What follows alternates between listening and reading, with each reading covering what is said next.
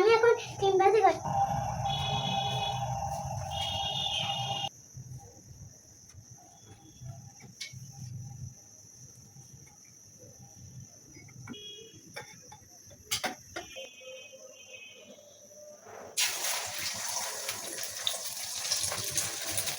এবার আমাদের ডিম ভাজি এখন আমি তুলে নেব।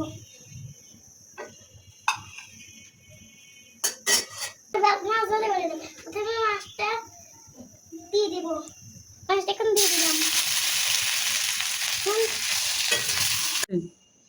এই যে আমি ডিম ভাজি করেছি, এই যে আমি মাছ ভাজি করেছি। এখানে আমি ডিম দিয়ে মাছ ভাজি দিয়ে ভর্তা দিয়ে ভাত খাবো।